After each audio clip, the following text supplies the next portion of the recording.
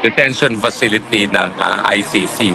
Ay, Ang wala. palang kulungan nito ay sa kulungan na pinapatakbo ng Dutch government. Ang mga gwardiya rito ay mga Dutch at ito ay sa teritoryo ng Poland. Kaya nga ang sigaw ng mga Pilipino ngayon, wala naman sariling kulungan at gwardiya, mga ICC, puro Dutch yan. Bakit ang mga Dutch na pinagmamalaki na silang champion ng karapatang pantao, bakit nagbubulag-bulagan doon sa pagdetene kay Tatay Digong sa pamamagitan ng kidnapping na illegal? No? So tingin ko dapat talaga magkaroon ng resolusyon ng hukuman dito sa Holland kung tama ba na isang tao na linilitis ng ICC ay nakuha ang jurisdiction sa kanyang pagkatao sa pamamagitan ng kidnapping. Sa tingin ko hindi tama yun. No? Kasi kaya ka nga naglilitis para makapagbigay ng katarungan, paano naman magkakaroon ng katarungan kung lalabagin mo yung karapatan ng akusado mismo? So, yan po, yung kulungan na yan. Hindi naman po ICC yan. Yan ay talaga pag-aari ng Poland, no? At yung paggamit naman ng kulungan na yan, ang paggamit ng mga gwardiya sa tinatawag na headquarters agreement, no?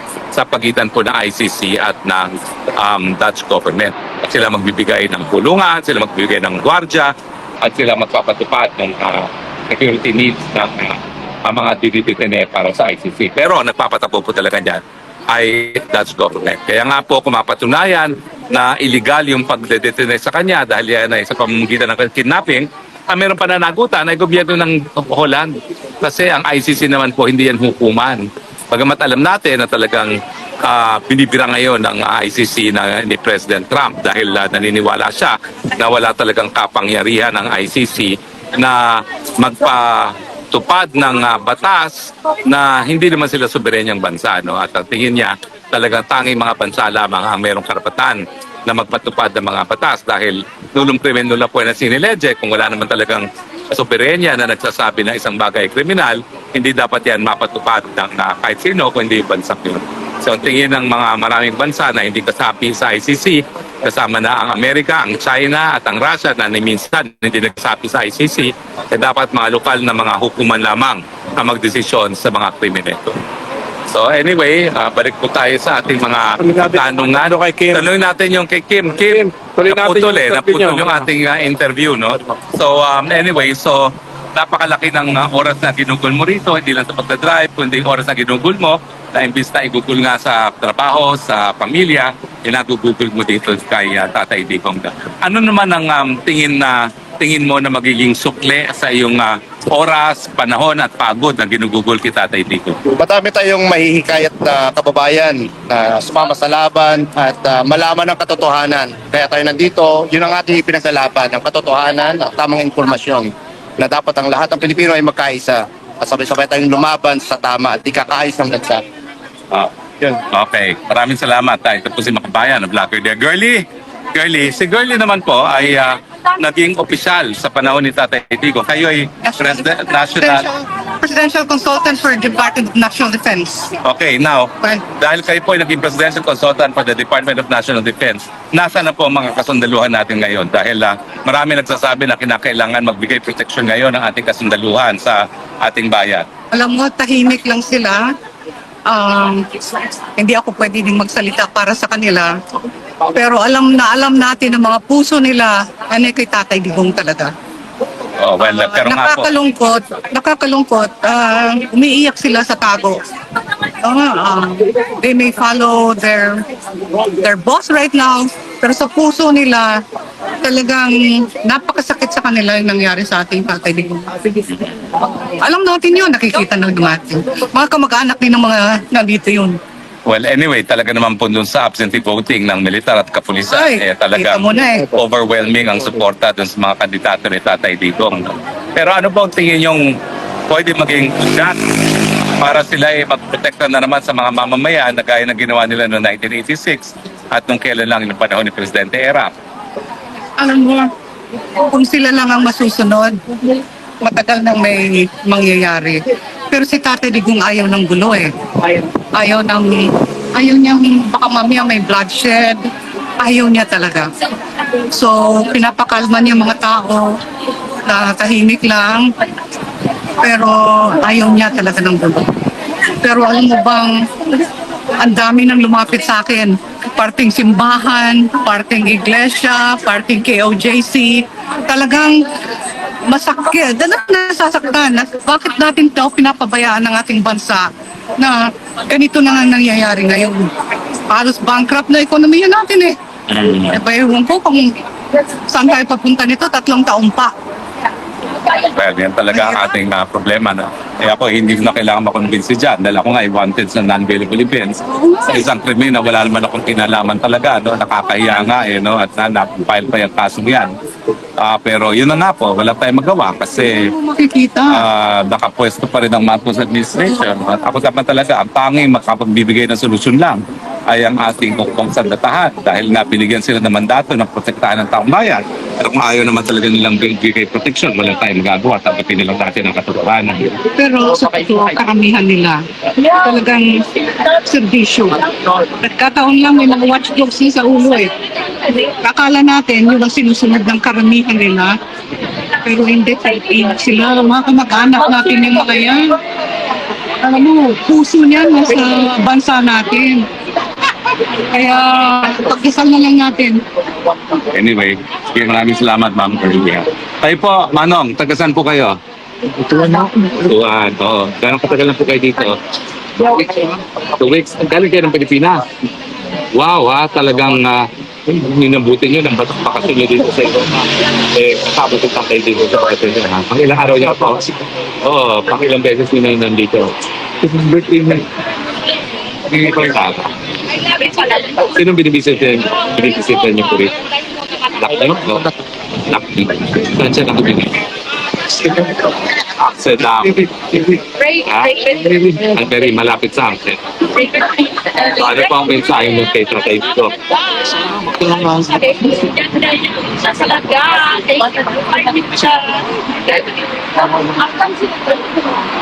Ramon! Ramon! How are you? Nakakalayo natin dyan. Anyway, saan po natin na pagdasal pa rin natin talaga na hindi na magkatagal at makakauwi na si Tatay dito. Well, yung anak na po, anak niyo si Sabay Iwas, ha? Ma'am, artista ka ba? Ba't mukha kang artista, ha? Bina ang pangalan? Bina. So, Bina. Anong trabaho niyo po sa Amsterdam? Oh, mukha kang nurse. Ilang taon ka na nag-nurse dito? Ilang taon na po kayo? 4 years. Anong advice niyo sa mga Pilipino na gusto magtrabaho dito sa Korea? Kamusta naman po sa trabaho niyo? Happy ba kayo dito? Yes, happy. Maganda ang benepisyo. Workers din sila. And yeah, na isang... Paano sila makakarating dito? Ay, parating ka ba? Hirap yun.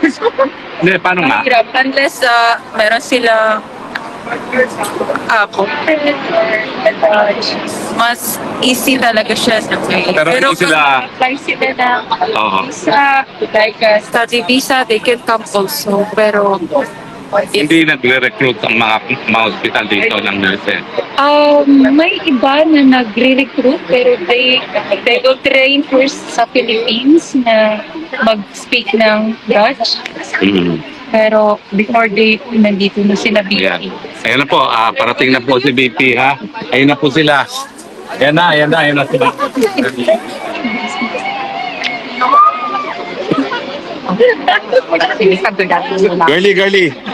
Girly. Pagtsagaan natin na ako.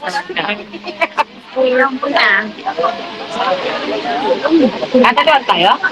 Ayan na siya. Alam ko si Mami. Pero ako na. Para ba? Sino kasama niya? Si Ma'am Elizabeth. Oo, si Ma'am. Kompleto ang pamilya. Bakit wala si VP? Ganda ng katsok. Ando na, yun. Naka-brown? Ayan, nakita niyo na po. Nandiyan si VP. Kasama po si Ma'am Elizabeth at yung kanyang kaibigan. Si Mayor Baste. Nasaan si VP? Siya pala yung unang naglalakad, no? Oo, siya yung unang naglalakad. Ayan. Ay, mga palaga. Parating na. He was kidnapped and brought here. Duterte, kasama ba si Mayor Baste? Yan, si Mayor Baste at saka si Ma'am Elizabeth. Kasama si Sunod Mayor sila. Baste. Ayan na. Ayan na. Girly, dito ka muna. You're risking being kicked out. Ay, napapalaw me. Follow me. Okay, Meta. Start recording. Mabuhay Vice President ng Pilipinas! Mabuhay! Duterte! Duterte! Duterte! Duterte!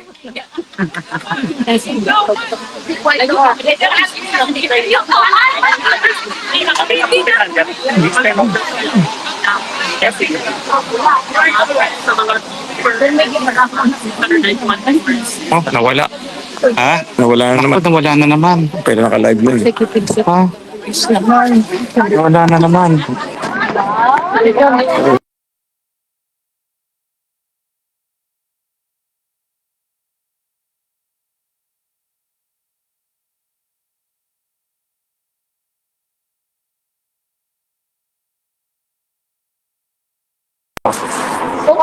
Ayan na po si... Nandiyan na po si... Ayan. Nasa BP. Hi, G. Adel Mungi, Ronald mga tao. Mabuhay ang Vice President ng Pilipinas! Dito na tayo. Mabuhay si Vice President!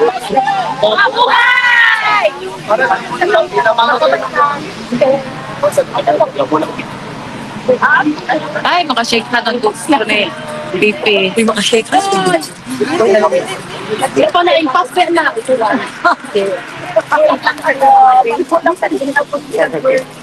Hindi Tagalog mo kasi baka Hello, BP!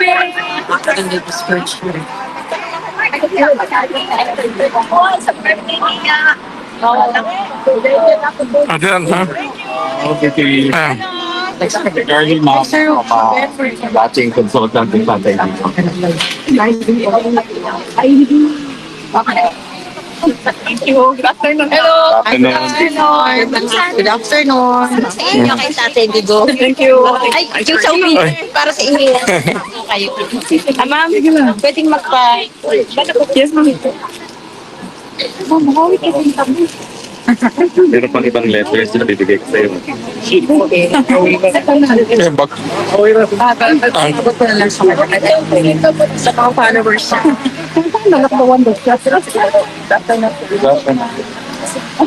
Sa BP, hindi. And this is for you.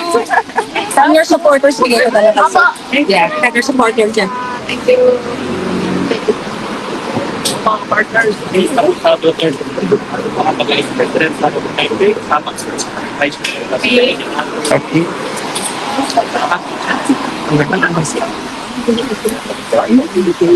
Hey, Meta. Stop recording.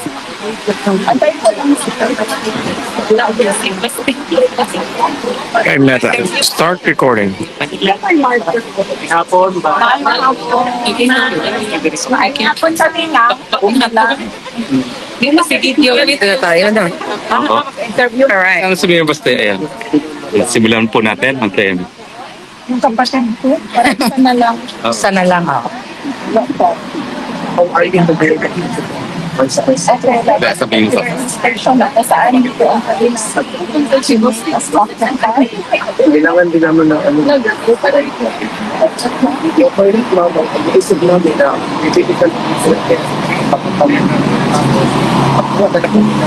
feeling every 2 weeks para mag-bigay. Pero wait, we have to thank you. Meron ditong foreigner na bumili ng caravan para nito. Yeah, sila, madam. Ito siya, si ma'am. Yan. Yan. Yeah, bumili sila ng Yung bumili ng caravan para may toilet yung taong bahay. Yan yung caravan na binili nila. Thank you very much po. Okay, sir. Okay, nandito na po si Sara at saka si Mayor Baste. Lahat po ng buong Pilipinas nag-aabang sa latest balita kay Tatay Digong. Kamusta naman po ang bisita nyo kay Tatay Digong? Opo. So, on time kami ngayon. Na-consume namin yung allowed, no, na 1 hour and 30 minutes. At ito yung second na visit for the week. Ang susunod na visit ay sa Thursday. So nagpapasalamat kami sa ICC Detention Unit dahil in-approve nila yung request namin na padagdagan sana yung mga araw na pwedeng magbisita kay dating Pangulong Rodrigo Duterte. Ang pagkakaalala ko, ang allowed na ngayon is Tuesday, Wednesday, and Friday na mga bisita. So, papasalamat kami doon. At, dinanong namin siya kanina kung kamusta ang kain. Sabi niya na, wag mo kamustahin ang kain ko. Sabi ko, i-update mo ako sa kaso. So, in-update ko siya, in-update namin siya sa kaso according to sa kung ano lang allowed, no? Sa amin na non-lawyers niya sa ICC na pwedeng sabihin sa kanya. So, yun ang unang pinag-usapan. And then, nag-usap din kami about family. Kung kamusta na ang mga family members, nagkamusta siya kay sa kuya namin. Tanong siya nasaan si Paolo at anong ginagawa. At ang sumunod ay nag-mention siya about Kitty na ipinakita daw sa kanya ng mga lawyers kasi allowed siya na ipakita yung mga messages nating lahat. I-upload ng lawyer yon at ipakita sa kanya. So nakita niya daw yung billboard ni Kitty sa Manila. Meron daw billboard si Kitty sa Manila. So na-mention Hey, niya madam, yun. stop Was recording. proud of it. And nagtanong siya Hey, madam, start recording. Nagtanong siya kung kilala ba daw ng mama ko si Anilet. Sumagot din ang mama ko na hindi niya daw kilala si Anilet. So,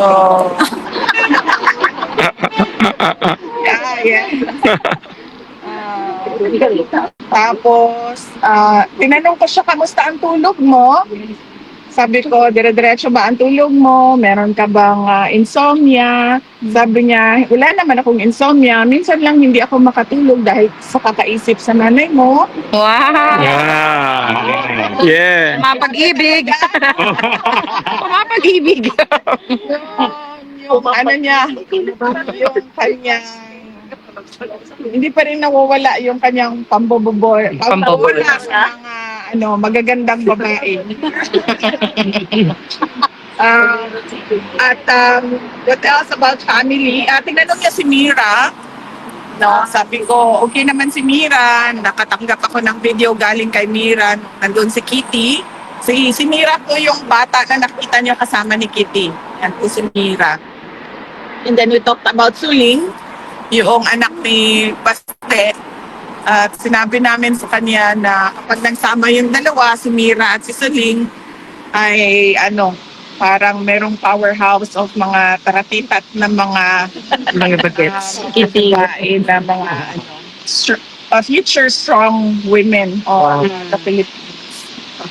At ano pa ba about family? Yan lang naman yon about family. And then, yung update sa case, na-update siya sa case, update sa elections, tapos na yun, alam na niya yun.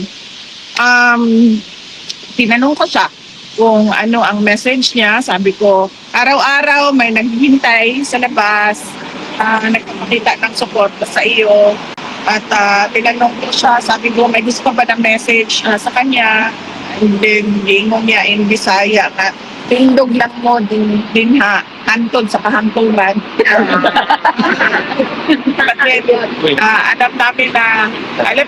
Alam namin lahat na joke yun. Yeah. And then sabi niya, no, tell them na by memory ko lang ito. I am eternally grateful for your showing of support, and I recognize your sacrifice, which you do not have to do, so you can now go home. Yun ang sabi niya. So, Ano, uwi ba tayo? Hindi! Sa dulo po. Camping. Meron mang iwanan? Sa VP, usually po ba pag nag-visit kayo kay PRRD, nasaan po? Sa room or sa dining table, sa garden? Paano po ba pag Meron nag-visit? kaming special room Okay. doon sa visiting area dahil yun ang binibigay sa amin na na Space. space. Kami doon sa common area. Kami sa special Special room. May binalita ba kayo sa kanya na national news at ano naging reaction ni Tatay Digong sa mga national news na binigay niyo sa kanya? Wala kaming pinag-usapan na national news. Well, napag-usapan namin yung May 31. Yeah, yung birthday. Tayo lahat, yes. Napag-usapan namin yung May 31. So, nag-rundown ako ng mga speakers. Sabi ko, nandoon si Baste, nandoon si Senator Amy, nandoon si Senator Dante Marcoleta, Senator Robin Padilla, spokesperson Harry Roque, Attorney Vic Rodriguez, si Maharlika I mentioned, and then ako, and the lawyer, yes, Richard Mata, and the American, yes, the American guest, si Marco. So sabi ko, we had 10 speakers at madami ang pumunta at madami ang nagpakita ng suporta at madami ang nalasing. Yes. Madami ang nalasing at madami ang nabusog. Sobrang dami ng pagkain din. Madami ang nabusog at madami ang mixed feelings dahil nakakalungkot na nagsama-sama tayo dahil nakakulong si Pangulong Duterte. Pero sobrang saya dahil nakikita mo yung pagkakaisa ng sobrang daming Pilipino for a single cause. And that is requesting ICC to send PRRD. Yes. Pwede ba niyang makita mga video ng mga gathering all over Pwede the po world? ma'am, pero lawyers lang po ang allowed noon. So ang ginagawa namin is pinapadala namin sa lawyers and then they upload it sa laptop nila. Tapos kung may visit sila, pinapakita nila. Yung birthday niyo, New York had a very big gathering also sa Times Square. Yes ma'am, I know. I think this is the third year ba? Na ganun ang ginagawa ng mga nasa... Personal friend ko yung pinaka-organizer. Opo. Yeah, thank you. Siya din yung nag-organize for a 30 day. Nakita ko yung Yeah. yung sa, ano ba tawag doon? Billboard? Yeah. Yung video talaga. Talaga, sobrang Digital, what do you call that? Oo, parang... Ano tawag? LED? LED. Spectacular billboards. Maalala kong second or third time na yan at nagpapasalamat ako hindi lang sa mga kababayan natin sa New York kundi sa buong mundo na nag-celebrate din ng birthday ko, but more than that may double cause yung kanilang celebration. Meron din silang panawagan to send PRRD, bring PRRD back to the Philippines. At of course, yun din yung panawagan natin lahat, no? Ibalik si Duterte at ibalik ang tunay na pagbabago. VP, nagpaalam na ka ba na babalik kayo uli sa Pilipinas? Anong mensahe niya sa'yo? Anong mensahe niya dun sa pagbalik ko sa Pilipinas? Opo, nagpaalam na kami. Nakita ko lang sa side eye. Inuuwi ko po yan. Roommate ko yan. Roommate ko siya. So ilagay pa natin siya Sa dito. gitna. Nakatayo. Ito. Yes. So sinabi na namin sa kanya na uwi na kami tomorrow. Wala na yung biyahe namin mamaya. Tapos sinabihan namin siya na darating si kanila sa Thursday. And then ang susunod na darating ay si Paulo kasama yung kanya ang mga anak. VP, paano mo niyo po, kayong dalawa magkapatid, nire-reassure ang Pangulo para magkaroon siya ng hope na sooner makalabas na talaga siya dyan? As far as allowed sa amin ng mga lawyers na wala kaming privileged communication, sinasabi namin sa kanya yung alam na ng lahat, no, public knowledge na nag-file ng questioning ng jurisdiction at ngayon ay merong provision sa Rome Statute, yung interim release, na tinatrabaho din. And then one of the discussions as well was your suggestions, Yeah. folks, no? Yeah. To go through the Dutch law. Yeah. Which she said, okay, explore that. And then sabi ko, I can do that while I'm back in the Philippines na online na lang Yeah. yung pag-aasikaso. At, well, yun ma'am. Kung ano yung alam na ng lahat, yun lang din yung sinasabi namin para wala kaming, At yung bago yung tungkol sa... And domestic remedy. Oo. Well, unfortunately, dahil paalis na si VP, no? Last question siguro si Yes, sir. Mayor Baste. Ano pong feeling nyo dito sa bisita nyo, itong Ito. pangalawang bisita nyo kay Tatay Digo? Mas magaan. Kasi, Ngayon. tingin ko okay naman siya. Okay naman. Yun lang, matanda na nga. Nagsalita na ako kahapon, tama. Walang bago. Isisi po ng ibang mga mambabatas na membro ng Makabayan Bloc sa pagpapaliban ng impeachment ay si President Marcos na nauna nagsasabing hindi niya gusto ang impeachment. Any comment po about? naku ma'am, hindi ko po alam, no? Hindi ko po nasusundan. Actually, yung mga nangyayari sa Pilipinas kasi magkaiba yung time zone. So, ising nagising tayo dito, tulog naman sila lahat. Tulog sa Pilipinas, hindi ko nasusundan. Pero ang pagkakaintindi ko ay madaming procedural lapses na nangyari na labag sa Constitution. May naamoy daw po na ang ilan sa nagsulong ng impeachment niyo sa ginawang pagpapaliban ng Senado sa impeachment proceedings, may mga nagsasabing na allegedly may pinabatiktahan at pinatatakutan daw po si Senate President Escudero po. Well, sa pagkakilala ko naman kay Senate President Cheese Escudero ay hindi natatakot yon. In fact, isa siya doon sa mga, kasama ba siya sa Spice Boys? Hindi. Pero impeachment ni GMA, tatlong Yes, no? beses. Yes, 3 times. Oh yes, there was a group called Spice Boys at the time sa House of Representatives, di ba? Yung mga matatapang na mga mga batang... oo, mga batang congressman. Parang kasali siya doon.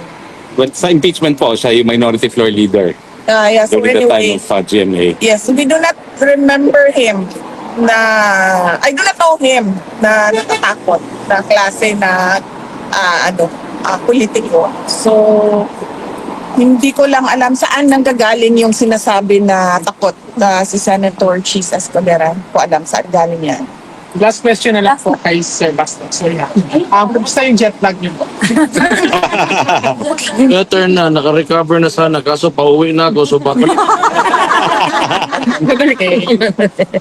Hindi pa nakarecord. Yes. Yes, naman ay. My birthday wish pa sa APRDC. Oh yes, noong May 30, nagkausap kami noon at meron siyang birthday wish pero I'd rather keep it private. Thank you, ma'am. Yes, ma'am. Last po. The Senate seems to be in conflict as to when they tackle the impeachment. If 19th Congress can carry it over to 20th or no, any options po about that? Well, yan ma'am, question din namin yan. Yung pag-crossover from the 19th to the 20th Congress. Dahil ang composition ng House of Representative. yung lawyers ko na lang magsalita. Okay. Ma'am. Kasi pagalitan naman ako nila. Pagalitan na naman ako noon, ma'am, ng mga lawyers ko. So, Any more? VP, ang OVP at PRGC at ang pamilya Duterte ay nakaranas po ng justices mula sa bagong PNP check.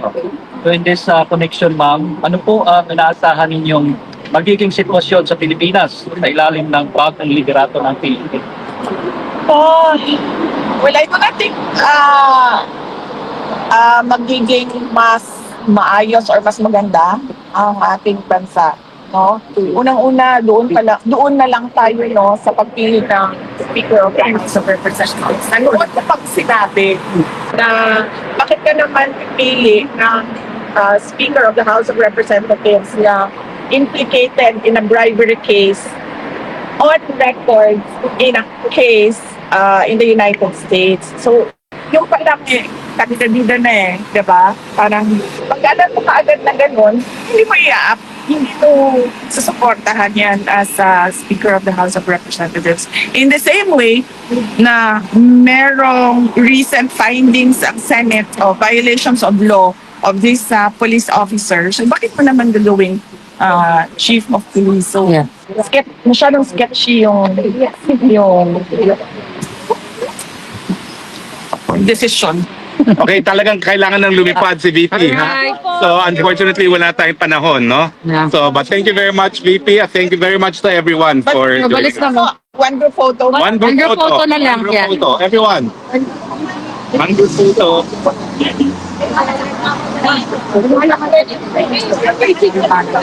Kasali tayo. One group photo. Dito kayo. One group photo. Dito sa kabila. Dito sa kabila. Ay, mo ako magpa-picture, sir. Eh, teka, paano bang? May camera ka ba? Ito. Isang picture na lang. Or sectional. Ay, naku, yun pala si Mami. Mami, Sure, makabila din birthday. 1 minute. nasa bahay ako kanina.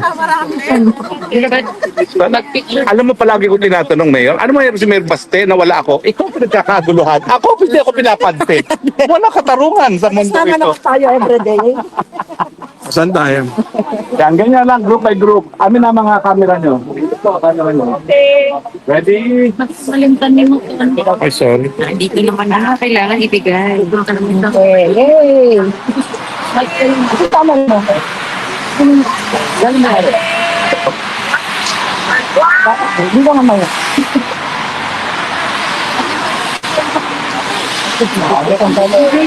Ito. Yung palalakas. Alala. Babae ka na ngayon?